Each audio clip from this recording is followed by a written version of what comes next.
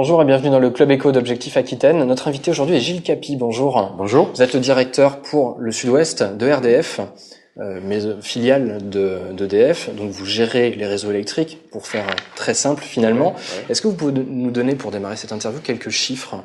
Combien d'emplois dans le Sud-Ouest et quel investissement? Parce qu'on ne le sait peut-être pas suffisamment, mais en tout cas vous investissez beaucoup.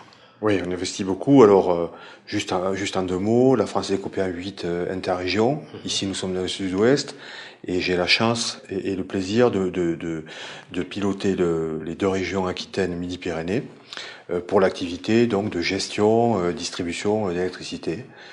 Les investissements, ils sont très importants. On ne les voit pas parce qu'on est dans la campagne, et donc il faut aller dans la campagne, il faut aller en souterrain dans les villes pour voir les investissements. 460 millions d'euros depuis 3 ans, et on sera encore à ce niveau-là cette année dans le Sud-Ouest. D'accord.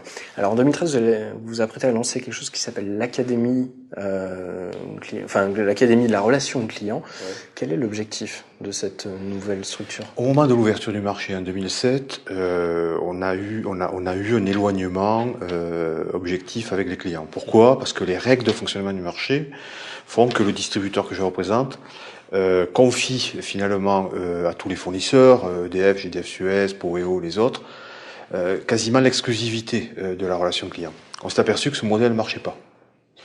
Et donc, on a souhaité réinvestir une relation directe avec les clients. Pourquoi? Parce qu'il y a toujours les petites voitures bleues qui sillonnent les campagnes et les villes, toujours les agents de RDF qui vont réaliser des interventions techniques.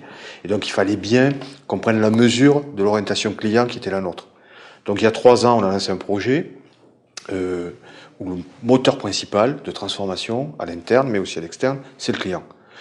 On a réorganisé de fond en comble l'entreprise. J'ai créé 4 directions régionales dans le Sud-Ouest.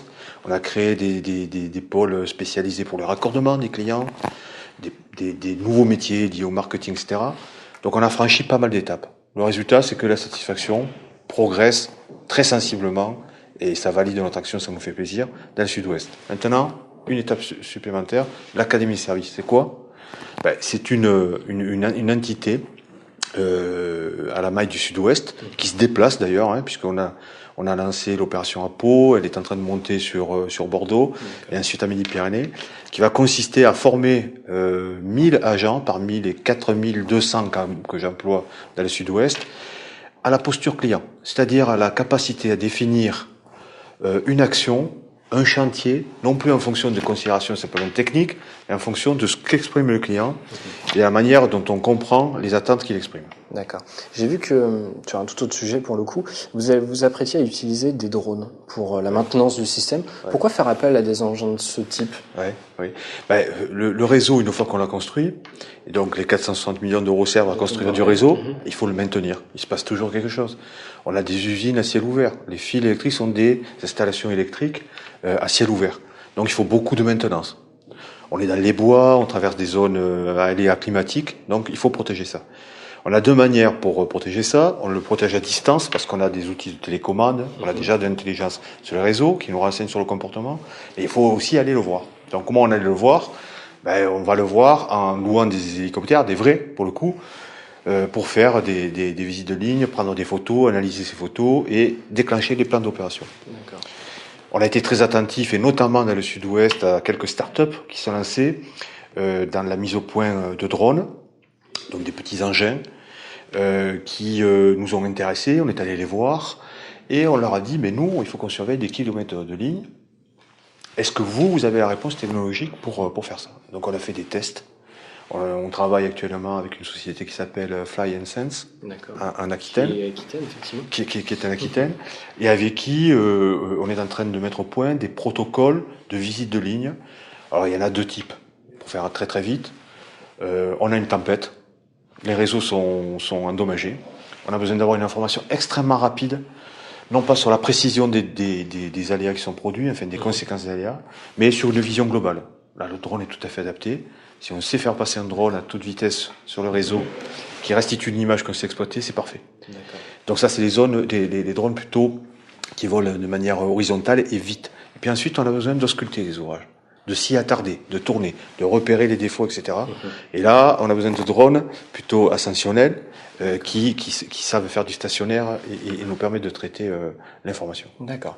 Pour conclure cette interview, un mot sur un événement qui va avoir lieu dans quelques jours, 29, 30 et 31 mars. Ce sont les journées de l'énergie. On va parler notamment de transition énergétique. Comment est-ce que RDF s'y implique ?